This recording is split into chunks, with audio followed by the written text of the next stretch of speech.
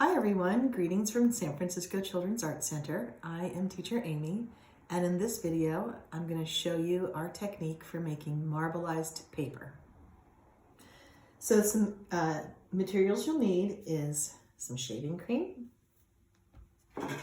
and you'll need some kind of tray. You could use a dinner plate, a paper plate.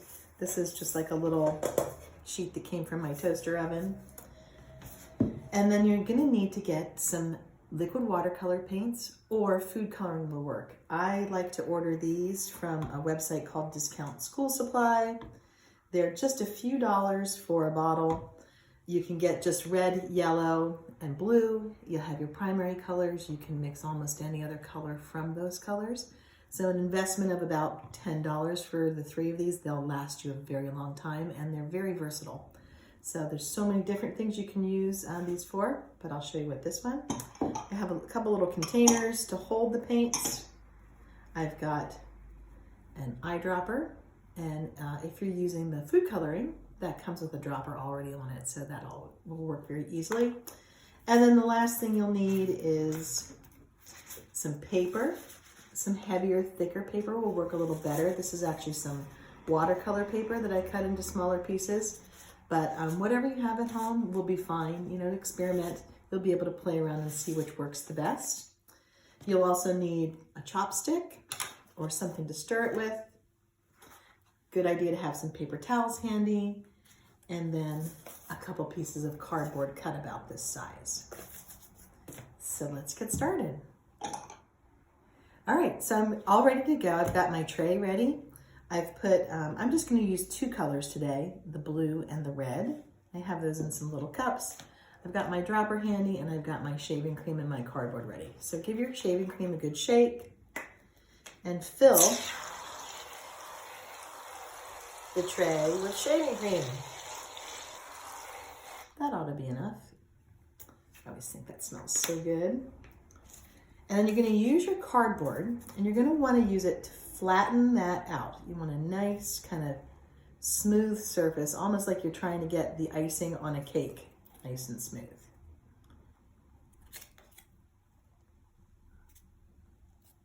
That looks pretty good. You can always scrape it on the side.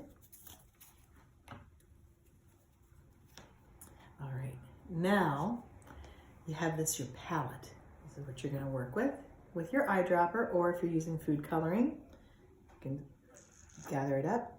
I'm going to squeeze some up in, and you're going to carefully drop. If it's the first time you've ever used an eyedropper, you might just want to take the eyedropper with some water and just practice how very little you have to actually squeeze it to make it come out. Get rid of that.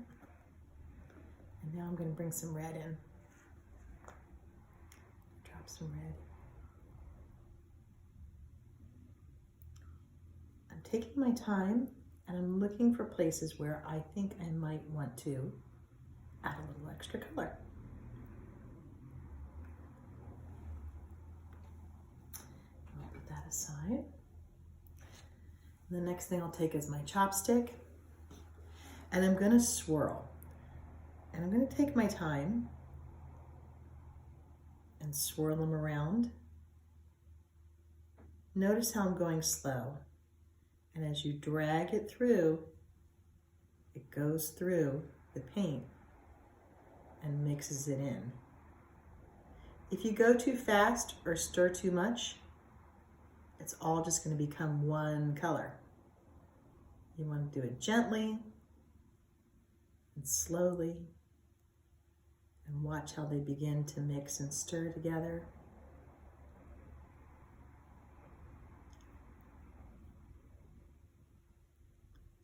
See where there's lots of white areas where you might want to mix some more. Notice how the spots where the blue and the red mix start to become another color. And then the important thing is knowing when to stop. I think I'll stop right there. Get a paper towel. Put this aside. All right, we're ready to make our print. I'm going to take my paper and I'm going to lay it down I'm going to kind of squish it into the foam.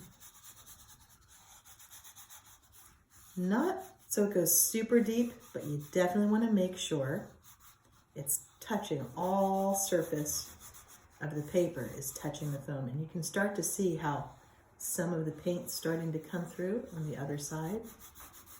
Make sure you gently rub anywhere it could be.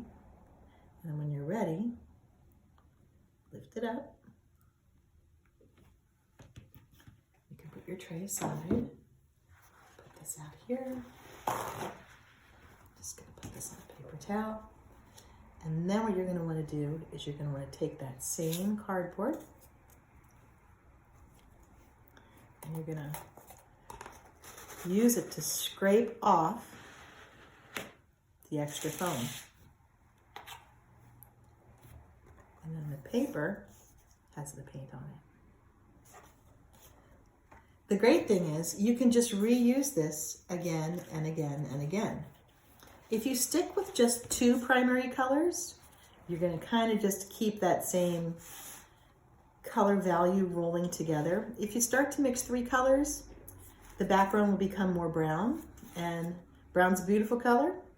There's nothing wrong with brown, but if that's not something you want in your background, you might want to think about just sticking with just 2 colors. It's become a little bit of a gray, but you can go in and add more. Let's put some more in. Think about different ways you might add this time. I'm going to add a little bit more paint this time.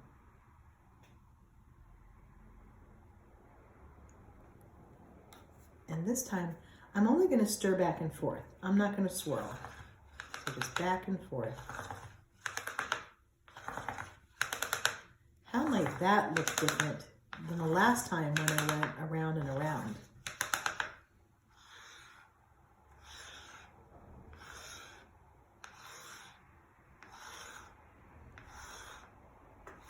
Ooh, I think this one's going to look different than when I swirl back and forth around.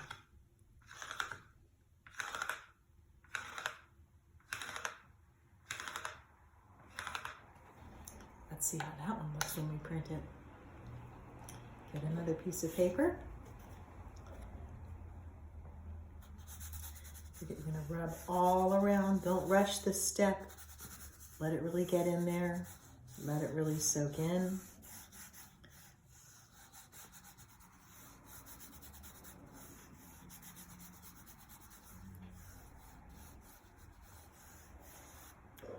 Let's pull it up.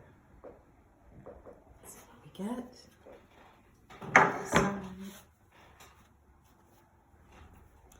Let's scrape it off.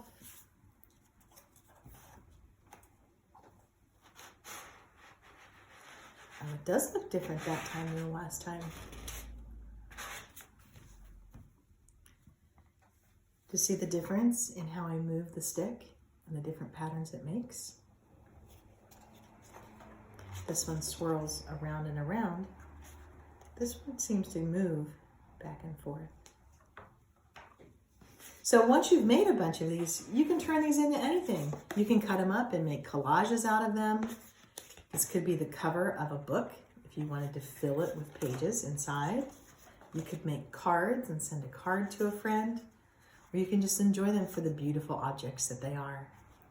But it's just a lot of fun to get in there and to get a little messy with a little bit of shaving cream and some liquid watercolor paints or food coloring, and make some marbelized paper. If you've made something that you feel really proud of, send us an email with a picture of what you've created. You can email it to sfcac@childrensartscenter.org, and we'll share your picture on our community page, and you can see what other kids around the city have been making and share what you've done as well. I hope you'll join us again for some more videos and some more creative fun. Take care.